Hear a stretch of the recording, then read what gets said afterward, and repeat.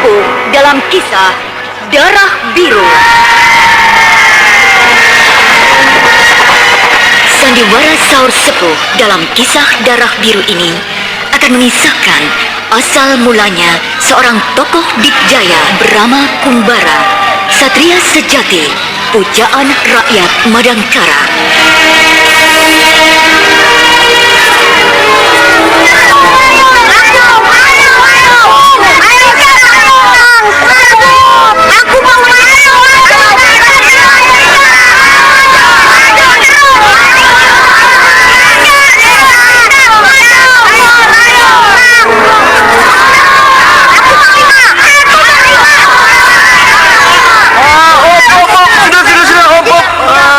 Kalau semuanya panglima, siapa yang jadi prajurit?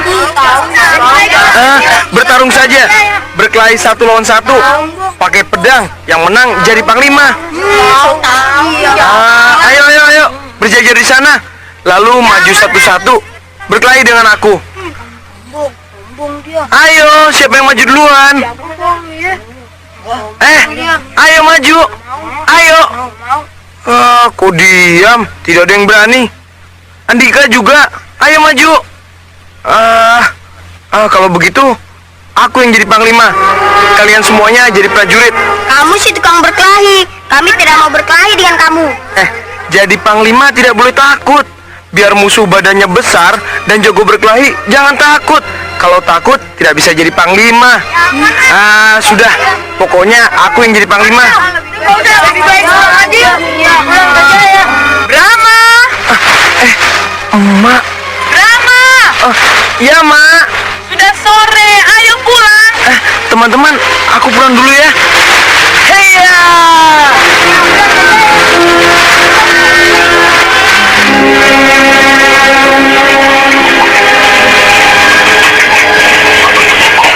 Brahma, kamu jangan nimba. Biar emak yang nimba. Sumurnya dalam. Nanti kamu jatuh. Saya kuat, Mak. Iya. Kamu memang kuat. Tapi sekarang tidak usah menimba. Tuh, air di gentong juga masih banyak. Iya, Mak.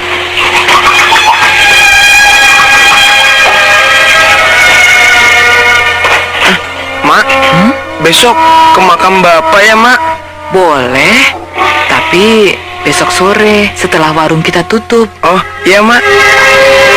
Ayah Brahma telah meninggal dibunuh para perampok, dibokong, dipanah dari jauh. Ya, waktu itu kampung Brahma, kampung Jamparing, sedang jadi bulan-bulanan para perampok.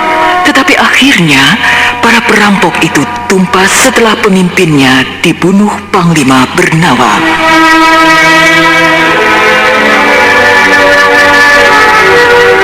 Pada suatu hari, Panglima Bernawa diiring para pasukan keraton lewat di depan warung Brahma. Melihat tokoh pujaannya lewat, langsung Brahma meloncat, mencegat di tengah jalan.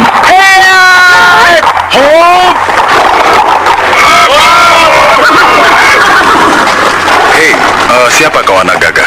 Brahma, saya juga panglima. Oh iya? Ya, Panglima Jamparing.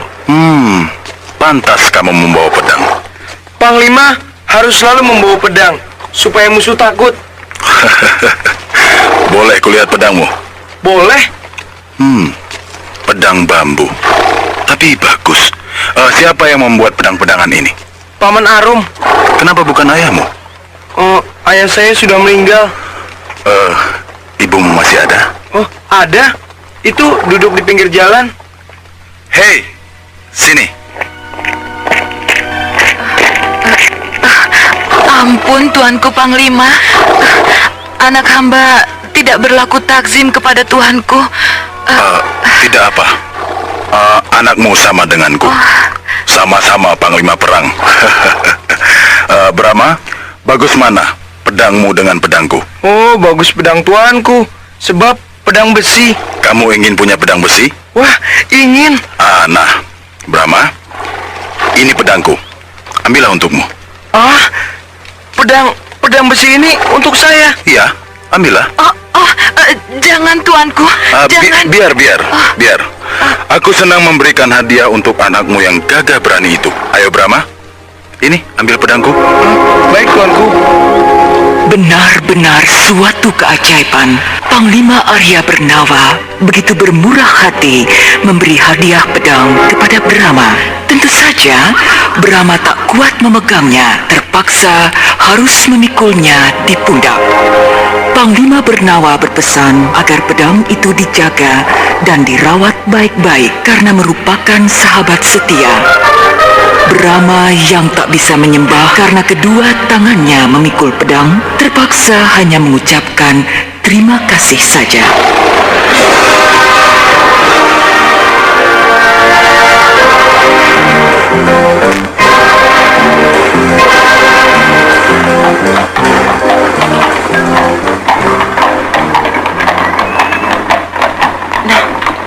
Itu Kang Arum datang.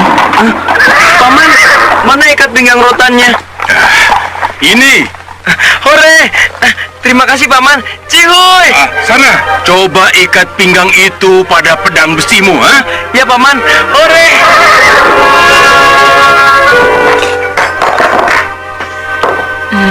Minum, Kang? Ya. Di kota tadi ramai. Di mana-mana orang menceritakan kejatuhan kerajaan Niskala diserang kerajaan Kuntala. Setelah kerajaan Niskala jatuh, pasti akan merembet ke kerajaan kita. Bukankah kerajaan Madangkara tidak bermusuhan dengan kerajaan Kuntala? Memang tidak, Gayatri. Tapi bangsa Kuntala itu gemar perang. Cita-citanya ingin menaklukkan semua kerajaan di kolong jagat. Coba bayangkan, sudah 10 kerajaan ditaklukkannya. Sekarang hanya tinggal kerajaan Madangkara saja yang belum takluk. Walaupun luas dan kekuatan angkatan perangnya cuma 1/10-nya kerajaan Kuntala. Aduh, kalau ada perang, kita lalu kemana, Kang? Mengungsi kemana saja. Pokoknya mencari tempat yang aman. Ke hutan, di gunung-gunung. Tapi kan tetap saja dikejar. Tidak. Melihat yang sudah-sudah, angkatan perang kerajaan Kuntala tidak pernah menyerang rakyat. Mereka cuma mau memperluas wilayah, sekaligus mencari harta kekayaan untuk menambah kekayaan negaranya. Tapi nantinya semua kedudukan yang penting akan dipegang oleh orang-orang Kuntala. Lalu bagaimana nasib anggota angkatan perang negara yang kalah? Ya dibubarkan, dikembalikan ke masyarakat, diganti dengan pasukan perang kerajaan Kuntala. Tidak enak ya? Namanya dijajah ya begitu itu.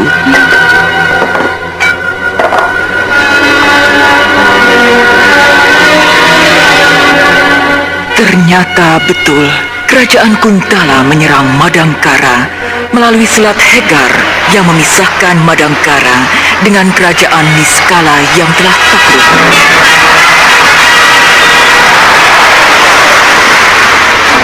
Beribu-ribu kapal layar Kuntala mendarat di pantai Hegar.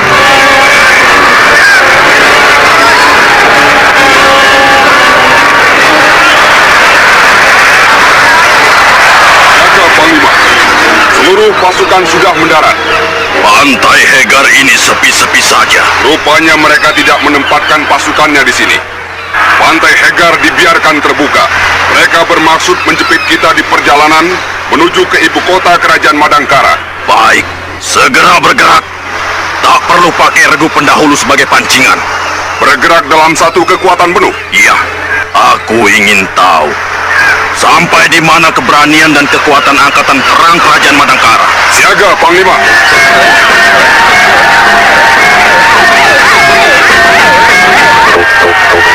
Brahma terpaksa mengungsi ke gunung bersama emaknya, Bibi, dan Paman Arum. Pedang besinya dibawa sendiri, diikat di punggungnya.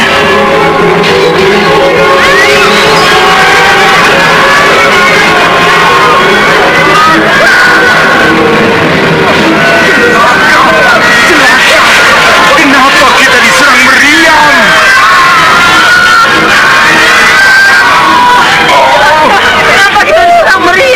Ya, musuh gila. Mereka membabi buta. Rakyat yang sedang mengungsi diserang. Musuh gila.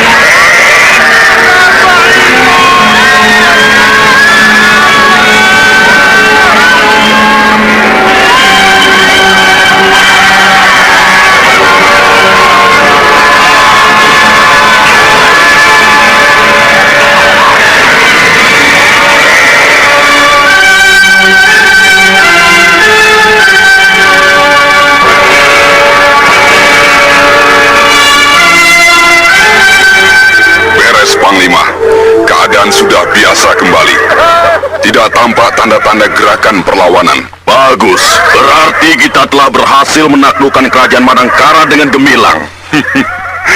Bagaimana dengan Baginda Selimbar Raja Madangkara? Besok atau lusa, akan kubawa ke kerajaan Kuntala untuk menjalani hukuman pengasingan. Hamba kira besok Panglima sudah bisa ke Kuntala. Sebab sudah 5 hari ini keadaan benar-benar aman. Angkatan perang Madangkara sudah dilucuti, dikembalikan jadi rakyat biasa lagi. Para pangeran, bangsawan, dan pegawai keraton dari pangkat tertinggi sampai terendah sudah menyatakan tunduk dan setia kepada kita. Bagus. Lalu bagaimana halnya dengan rakyat yang masih sembunyi di gunung-gunung? Rencana hamba, besok pagi 100 prajurit akan disebar untuk menghimbau rakyat agar turun gunung, kembali ke rumahnya masing-masing. Bagus. Brama masih juga belum ketemu. Sudah 5 hari pamannya mencari-cari ke Gunung Puncul, Gunung Hibar, Gunung Cawerang, dan hutan Lampit. Tapi tetap gagal. Tentu saja Gayatri sangat sedih sekali.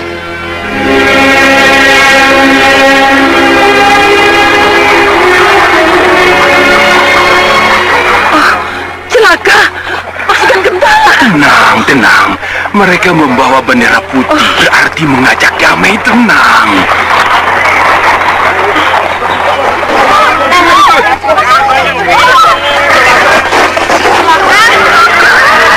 Wahai rakyat kerajaan Madangkara, jangan takut. Tak usah lari atau sembunyi.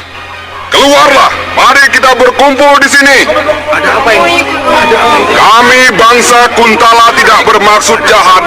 Kami ingin mengajak kalian hidup berdampingan. Untuk itu, tinggalkan tempat ini. Kembalilah ke rumah masing-masing. Kemudian, marilah kita bekerja sama membangun negeri kalian. Kuberi waktu 3 hari. Kalau kalian tidak mau turun gunung, kalian akan digempur. Sekian dan terima kasih.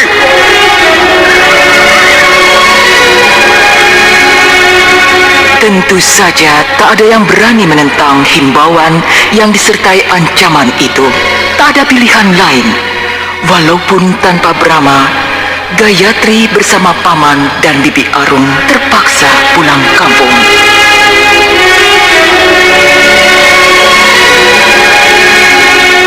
Sementara itu, Brama berjalan terseok-seok sendirian. Dia menahan letih dan lapar, menasak belukar. Tiba-tiba, ia dikejutkan oleh teguran seseorang. Mau kemana, nak? Kakek. Ada kakek-kakek. Mau kemana? Saya mau kemana ya? Badanmu gemetaran, mukamu pucat. Aduh, pakaianmu kotor, compang-camping. Oh, saya tersesat. Ini bawa-bawa pedang di punggungmu. Hah? Oh, pedang ini hadiah dari tuanku Panglima Bernawa. Besar dan berat. Ya, kan lebih baik disimpan di rumah. Oh, rumah saya diserang musuh. Daripada pedang ini diambil musuh, ya saya bawa. Di mana kampungmu? Kampung Jamparing. Jampari. Sekarang saya mau mencari emak, namanya Gayatri. Kamu tersesat jauh sekali, nak. Saat ini kamu berada di Tegal Congcot, ya, wilayah kerajaan Niskala. Biar jauh, saya mau pulang. Kasihan emak. Jangan pulang. Ya, bahaya. Mungkin kampungmu sudah rata dengan tanah. Dihancurkan pasukan perang Kuntala. Apalagi kamu membawa-bawa pedang milik Panglima Bernawa.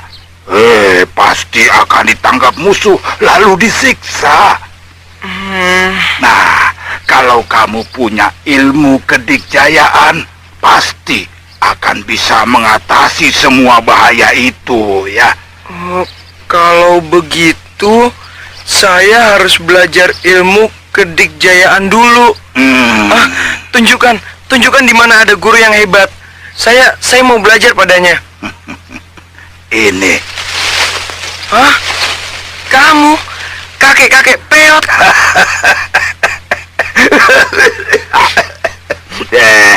Kamu tidak percaya kalau aku punya ilmu kedikjayaan? Oh, tidak. Kakek sudah tua sekali. Sudah bongkok begitu. Sekali tendang, ambruk.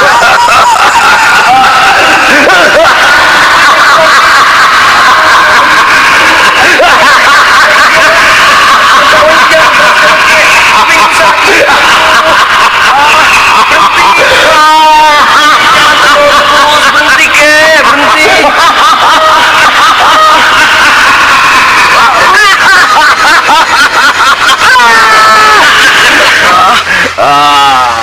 Iya. Pinter kamu ya. Teriak keras-keras agar aku berhenti tertawa. Kupingku sakit. Itu baru tertawa, nak. Belum lagi kalau aku mempergunakan tenaga. Lihat ini ya.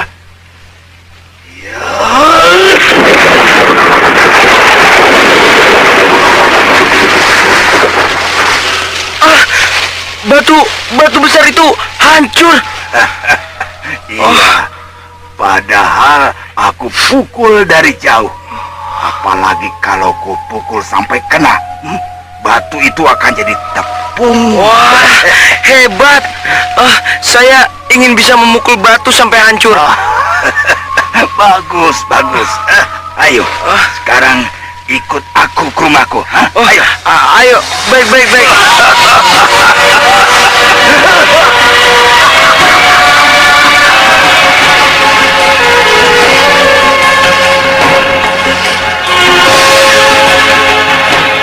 Brahma ikut kakek yang ternyata bernama Astagina ke rumahnya. Mereka berjalan kaki tanpa henti, tapi Brahma tetap tabah.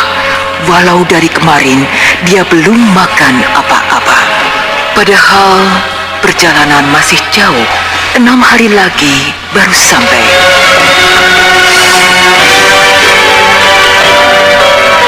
Kakek Astagina memang sangat sakti. Ketika ia memberi makan Brahma, cuma berupa sekepal nasi dalam mangkuk kecil. Tapi walau Brahma sampai kekenyangan pun, nasi itu tetap utuh juga.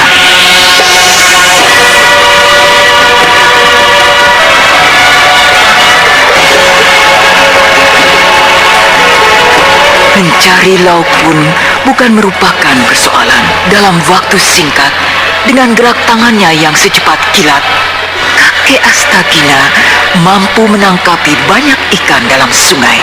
Tentu saja, Brahma terbengong-bengong melihatnya. Semua binatang buas bukan merupakan penghalang. Harimau yang coba menghadang langsung lari ngacir ketakutan begitu kena gempur sang kakek jagoan.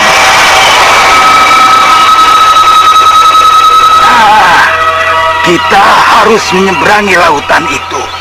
Rumahku di Gunung Prangpring, ya, di pulau Sanakala sana itu. Pakai perahu. Memangnya mau berenang? Sekarang ku ambil dulu perahunya, ya. Mana? Tuh. Hah? Di atas pohon. Iya, ku simpan di sana biar tidak ada yang mencuri. Wah, kacau. Bagaimana cara mengambilnya? Pohon itu sangat besar dan tinggi. Tenang, lihat, ya.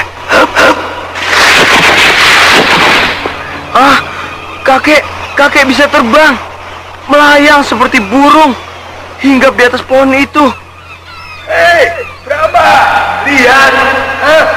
Aku akan bawa perahu ini ke bawah.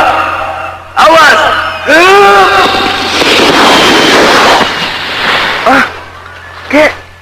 Kakek ini orang atau hantu?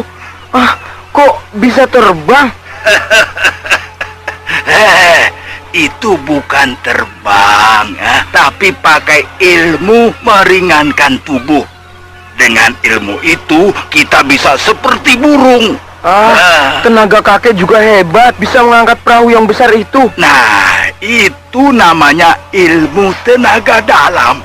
Kalau kita bisa menguasai ilmu itu dengan sempurna, kita mampu mengangkat benda yang beratnya 100 kali berat badan kita.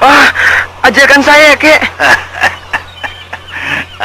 Brahma, semua ilmu yang kumiliki akan kuwariskan padamu. Asal kamu kuat mempelajarinya. Saya pasti kuat, Kek.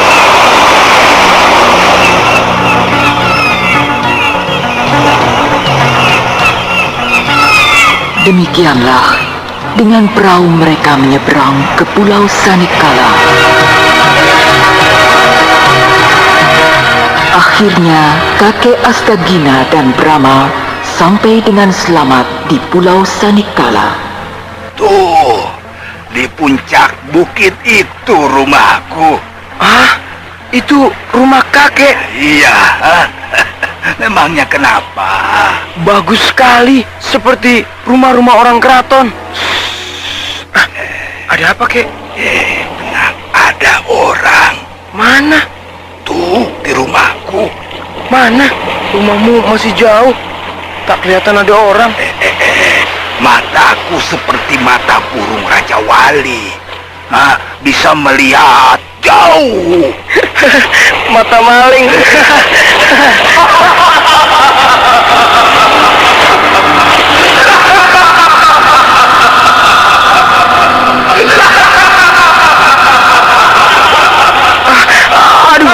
Aduh, Kek, kupingku sakit sekali. Aduh. Berani mencoba menyakiti anak kecil.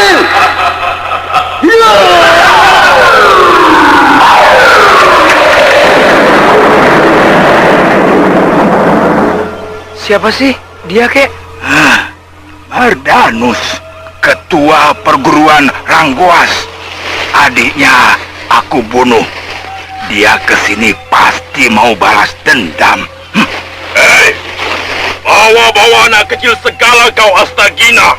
Ini muridku, bukan anak sembarangan. Dia pewaris tunggal pedang biru. Apa hubunganmu dengan Panglima Arya Bernawa? Bukan sanak, bukan kadang. Bicara yang benar. Masa bodoh. Bocah etan. Orang tua sinting. Dengar, bocah.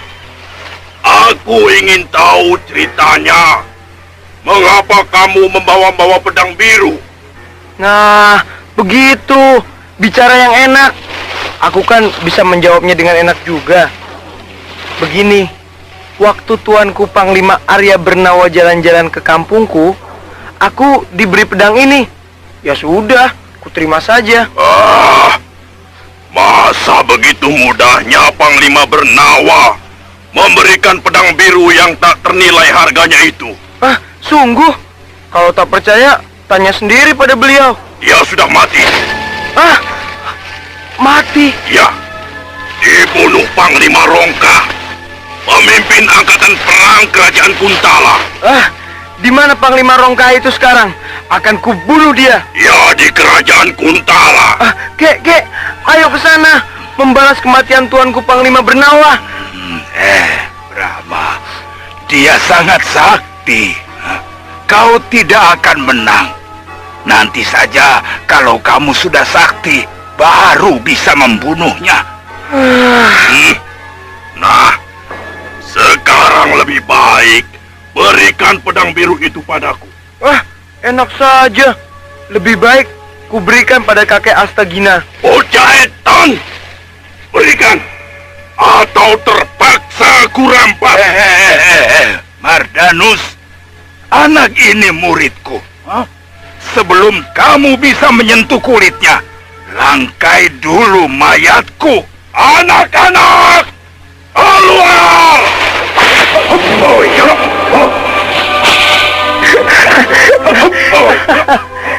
maling-maling ayam itu keluar semua.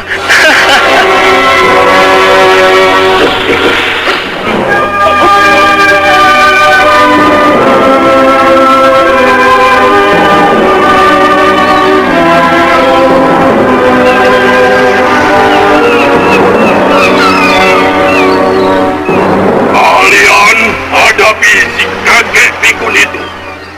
Aku akan ringkus bocah edan ini.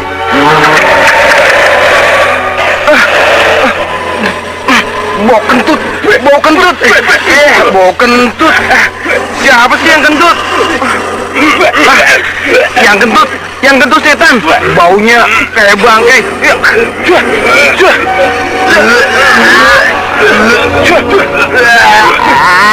Asahina, kau memang kakek-kakek busuk. Kantokmu bau bangkai. Anak buahku memang tak kuat melawan hawa busuk badan. Tapi aku tak akan mabuk atau muntah. Ya!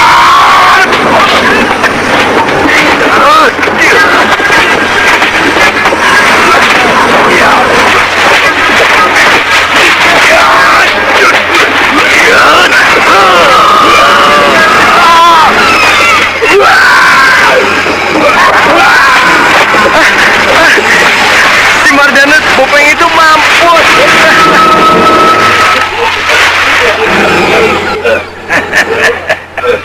Hei, kalian kadal-kadal, ha? Cepat bawa pergi pemimpin kalian ini. Dia tidak mati, ha? Hanya luka dalam. Ayo, bawa. Kalau berani datang ke sini lagi, tak akan kuberi ampun kamu. Kubunuh semua. Ayo, cepatnya dari hadapanku. Maling-maling ayam itu pada kabur. Brahma, daya tahanmu hebat. Meski susah payah melawan hawa busuk, masih bisa bicara jelas. Horda!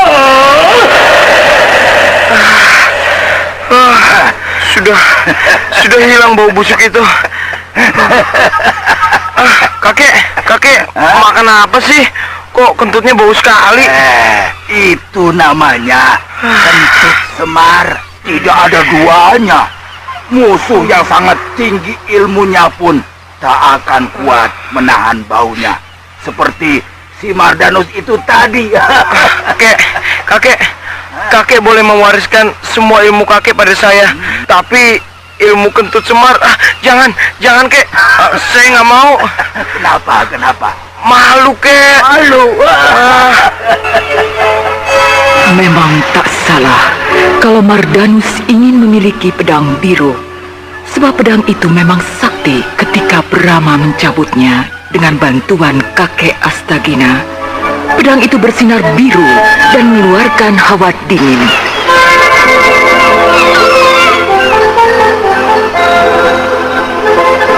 Sebetulnya pedang biru ada jodohnya, yaitu pedang merah. Panglima Rongkah yang membocorkan rahasia itu, sebab setelah Panglima Rongkah membunuh Panglima Bernawa, ia langsung mengobrak-abrik rumah Pangeran Bernawa untuk mencari pedang merah dan biru. Tetapi ternyata tidak ketemu. Panglima Rongkah mengira sepasang pedang itu dibawa kabur oleh Gusti Ayu Ganarsih, istri Panglima Bernawa, bersama Dewi Utari, putrinya.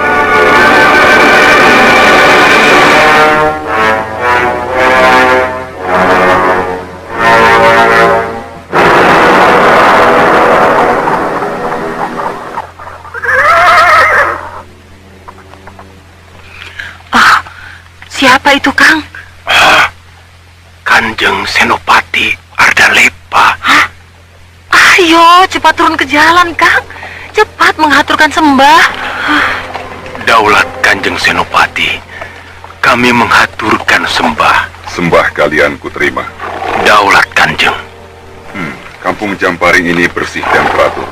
Kamu kepala kampungnya? Bukan, Kanjeng. Kepala kampung adalah Bapak Minangka. Hamba hanya petani biasa. Siapa namamu? Nama hamba Arum Binang, biasa dipanggil Arum. Yang di sebelah kiri ini istri hamba. Itu siapa yang tidak pakai baju? Cuma pakai kain sebatas Ini Gayatri, adik hamba, Kanjeng. Mohon ampun, Kanjeng. Dia baru pulang dari sungai, jadi... Tidak apa. Aku mengerti. Di negeriku juga begitu. Para wanita kalau pulang dari sungai pakai kain sebatas dada. Daulat, Kanjeng. Ya, teruskan saja pekerjaan kalian. Aku akan jalan lagi. Daulat, Kanjeng.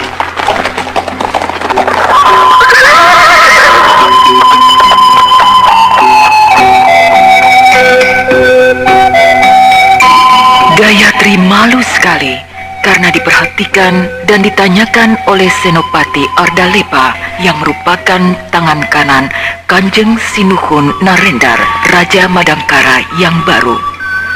Walau berpangkat tinggi, kuasa, dan bangsa Kuntala, tapi Senopati Ardalepa terkenal ramah, tidak sombong, dan mau bergaul dengan rakyat biasa.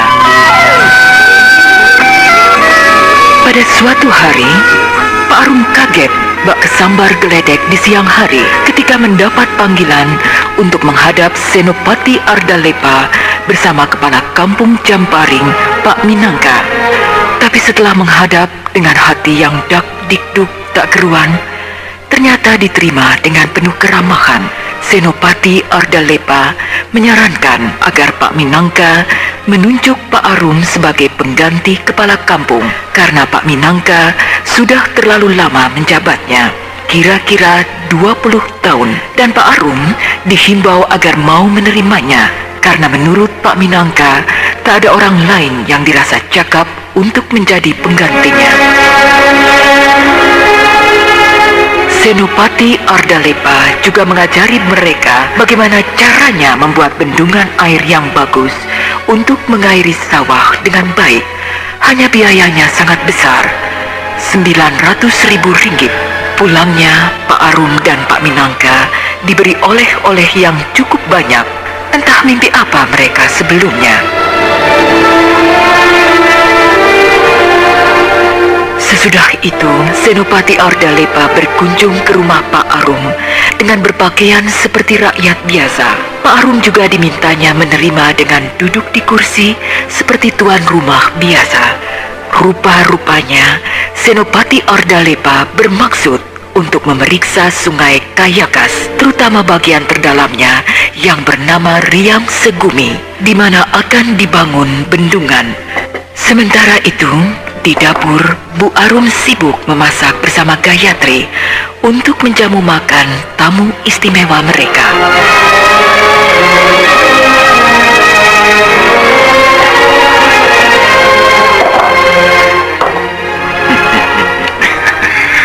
Pak Arum, nampaknya kamu bahagia. Punya istri yang telaten menyiapkan makanan dan minuman. Hamba kira Kanjeng pun demikian. Aku tidak punya istri. Hah?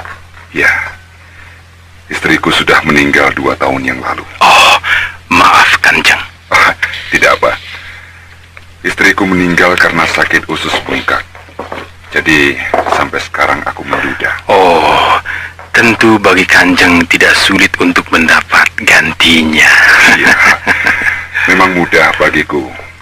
Tapi untuk cari yang cocok di hatiku, ya, ternyata tidak mudah. Betul, betul Kanjeng. Banyak pilihan malah jadi makin susah. Iya, begitulah.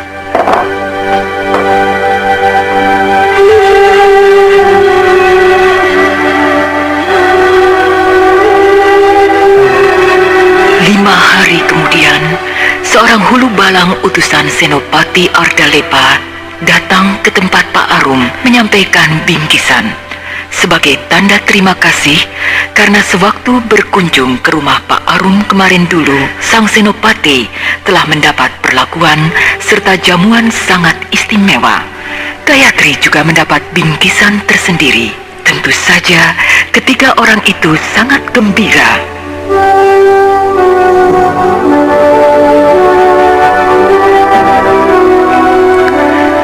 Sesudah itu, Senopati Ardalepa pun berkunjung lagi ke tempat Pak Arum. Kemudian, beliau juga pergi ke tempat tinggal Gayatri dengan alasan ingin melihat rumah peninggalan orang tua Pak Arum.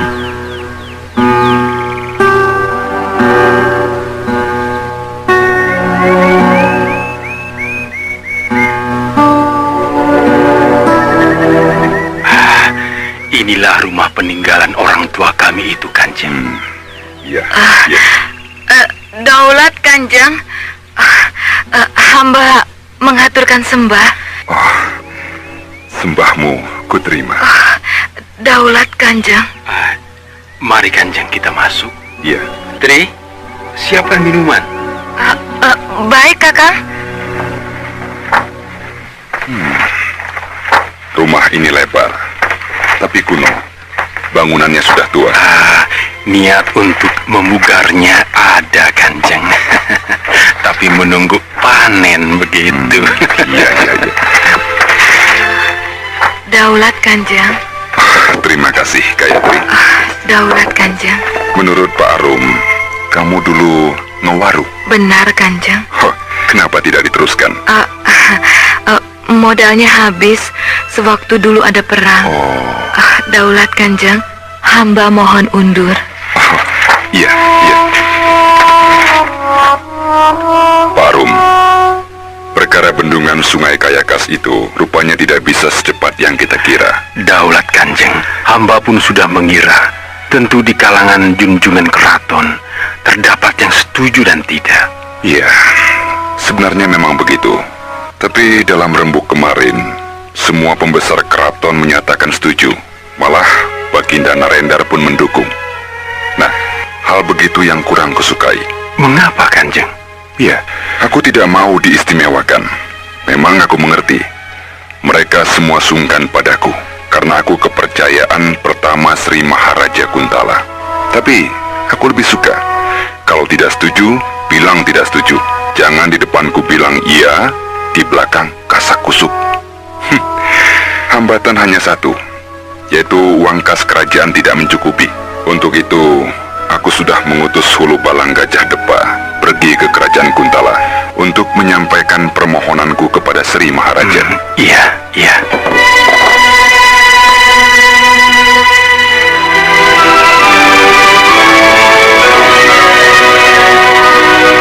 Sesudah bertemu dengan Gayatri, Senopati Ardalepa mengutus Tabrani, tukang membuat rumah, untuk membangun rumah Pak Arum dan rumah peninggalan orang tuanya yang didiami Gayatri.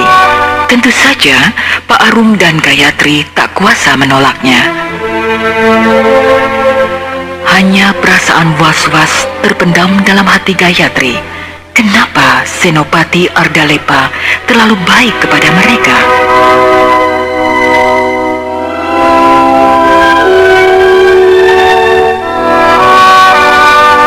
Ada titah apakah hamba dipanggil tuanku? Ada undangan dari kerajaan Niskala. Pesta selamatan lahirnya putra Baginda Jayengpati. Terkabullah kehendak beliau punya keturunan untuk meneruskan tahta singgasana kerajaan Niskala. Sebagai turut rasa gembira, aku akan mengutusmu ke sana untuk menghadiri pesta tersebut. Hamba? Ya, sebab yang paling pantas untuk menghadiri upacara selamatan pribadi seorang raja hanya kamu, Ardalepa. Hamba mengucapkan terima kasih atas kepercayaan tuanku menunjuk hamba. Tapi sebelumnya mohon ampun, hamba mempunyai pekerjaan yang tidak bisa hamba tinggalkan. Yang mana? Apakah pembuatan 2 rumah di kampung Camparing itu? Bunga yang harum, wanginya yang semerbak akan tercium kemana-mana. Begitu pula kembang kampung Camparing. Wanginya sudah menyusup ke dalam keraton. Tuanku berseloka. Bukankah bahasa seloka paling digemari insan yang sedang dimabuk asmara? Ardalepa, singa Kuntala yang paling ditakuti, kini tak berkutik. manakala sekuntum bunga menggeliti kalbunya. Tuanku, 1000 panah, selaksa tombak, 1.000.000 pedang mengepung hamba. Hamba tak akan bergeming sedikit pun. Namun, senjata yang tak akan pernah bisa ditangkis oleh pendekar manapun adalah panah asmara. Baiklah Hardalepa. Siapa namanya? Gayatri. Gayatri. Suatu nama mengandung makna. Namun makna itu belum terungkap olehku. Ya, demikian pula hamba, tuanku. Sebab hal ini baru dalam tahap langkah awal. Hardalepa, apa yang kamu pandang baik, perbuatlah. Namun janganlah sampai pamor Kuntala kebanggaan kita menjadi redup karenanya. Akan hamba camkan, tuanku. Syukurlah. Pada suatu hari, ketika Gayatri sedang mengagumi rumahnya yang telah menjadi bagus dan sesuai dengan kehendaknya pula, tiba-tiba dikejutkan oleh tamu istimewa yang tak lain dan tak bukan adalah Senopati Ardalepa.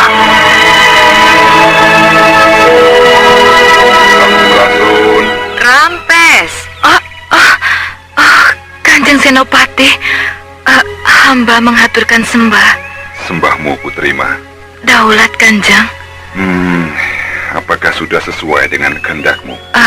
Hamba tidak tahu dengan apa harus membalas budi baik Kanjeng. Kamu harus membalas budi itu. Harus. Baik Kanjeng, baik. Dengan apa hamba yang miskin membalasnya? Kamu harus sanggup dan dapat meluluskan apa yang kuperintahkan. Hamba akan berusaha. Baik, aku minta kau tersenyum. Tersenyum? Loh, disuruh senyum kok bengong? Mana senyumnya? Katanya kamu ingin membalas budiku. Kenapa diam? Mengapa takut dan gemeteran? Mulut terkunci. Coba, pandang aku, lalu tersenyum. Ayo.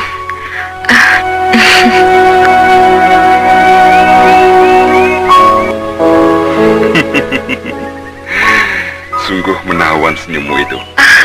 Loh. Kok terus lari masuk rumah? Gayatri, rumahmu terbuka. Dengan mudah aku bisa masuk kalau mau. Tapi aku tak akan berbuat demikian kalau tidak ada izin darimu. Silakan masuk, Kanjeng. Baik, aku masuk.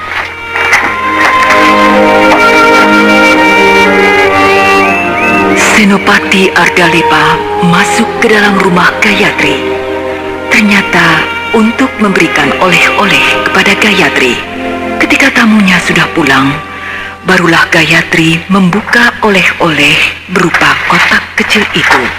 Dan ternyata penuh perhiasan emas berlian.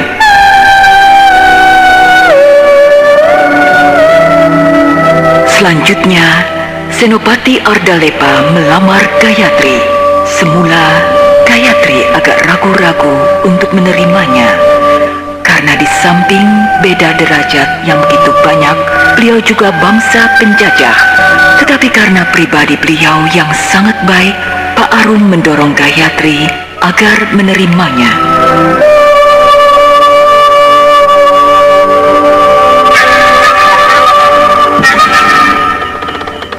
Dinda Gayatri, aku merasa bahagia dan bersyukur bahwa wanita yang sanggup menggetarkan hatiku telah sudi menerimaku. Daulat Kanjeng. Sudah kukatakan, tidak boleh memanggilku Kanjeng. Juga tidak pakai daulat dan hamba. Belum biasa dan rasanya janggal seperti seorang rakyat yang tidak tahu tata krama. Mulai saat ini harus membiasakan diri.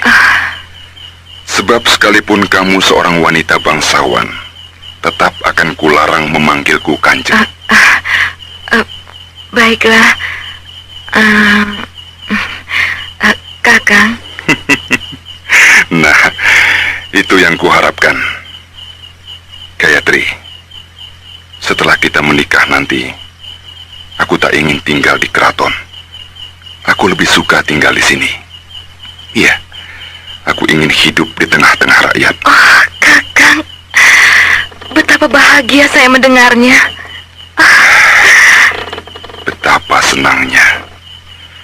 Pagi-pagi berangkat ke keraton, sore pulang, dan kamu berdiri di depan rumah menyambutku pulang kerja. Kakang, dalam kesempatan ini saya ingin menyampaikan sesuatu. Katakanlah. Semoga Kakang tidak akan kecewa. Saya punya anak. Kukira apa? Punya anak saja kenapa risau? Kakang tidak kecewa? Kenapa harus kecewa? Malah aku senang. Berarti rumah tangga kita tidak akan sepi. Terima kasih, Kakang. Nah, berapa anakmu? 1, 2, 3? 1, laki-laki.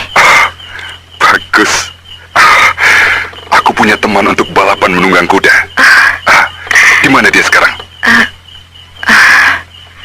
Hilang. Hilang? Iya.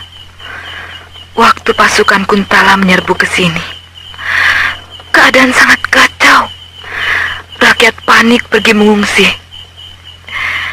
Dan saat itulah saya berpisah dengan anak saya. Siapa namanya? Brahma. Entah di mana dia sekarang. Tapi naluri saya mengatakan dia masih hidup.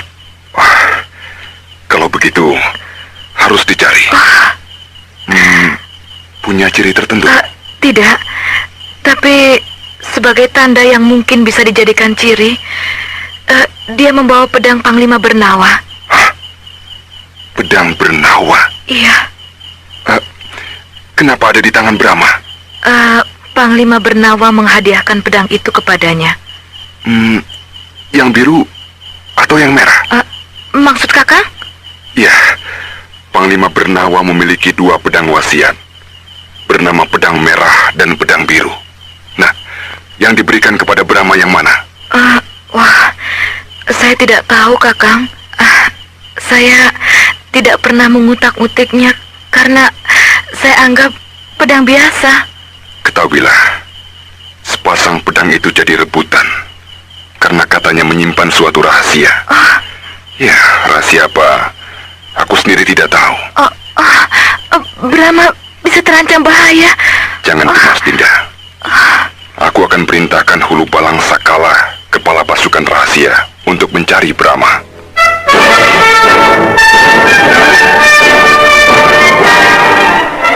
Sementara itu, Brahma terus digembleng oleh Astagina. Mereka sekarang berada di Gunung Burayat. Brahma telah pandai memainkan pedang biru menebas gundul pepohonan.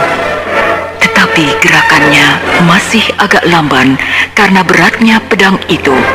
Kata Astagina, kalau Brahma rajin berlatih ilmu pernapasan lebur saketi, dalam waktu setahun lagi, pedang biru itu akan terasa ringan seperti kertas. Baru saja Brahma berlatih pedang, datang menyerang Ki Sarpa, si Raja Wali Sakti dari Lembah Tengkorak. Dia ingin merampas pedang biru setelah mendengar kisahnya dari Mardanus.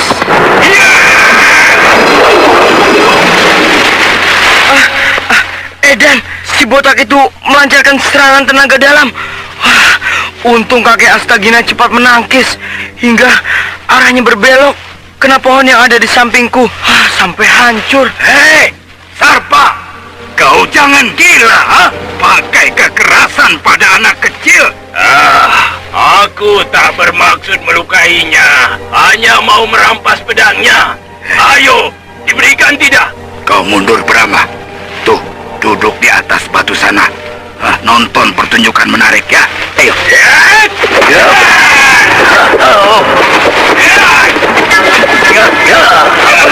Cepat sekali. Sarpa, si kepala botak itu, tangan dan kakinya seperti kitiran angin. Tapi kakek Astagina juga hebat. Berputar-putar, jungkir balik tak karuan. Sampai si botak jadi bingung. Nah, si botak mundur terus. Dia sibuk sekali. Sebentar lagi juga kalah.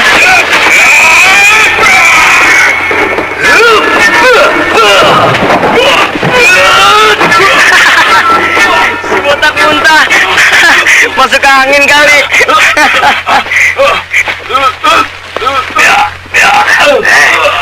Sekarang cepat kamu pergi, botak, dan jangan cari aku lagi. Ayo, ayo pergi, ayo. Kenapa tidak dibunuh saja, kek? Dia kan jahat, golongan hitam, kek. Oh, tidak. Dia sedang terluka parah, Brahma. Pantang bagi seorang pendekar membunuh musuh yang sedang terluka parah. Ya, lain halnya kalau tewas di saat pertarungan berlangsung. Nah, seperti tadi itu. Ketika dia menyerangku dengan aji kilat buana dan kuhadang dengan bayu bajra. Tapi nanti dia akan mencari kakek terus. Oh, tidak. Tidak apa-apa. Dengan begitu, aku merasa tertantang dan selalu berusaha meningkatkan latihan. Kalau malas berlatih, berarti akan tamat riwayatku. Nah, ayo. Sekarang kita pergi lagi, ya. Tempat ini ternyata sudah diketahui orang-orang yang mengincar pedang biru. Pergi lagi. Pindah-pindah melulu, kek. Katanya kamu ingin mengembara seperti pendekar. Iya, kek.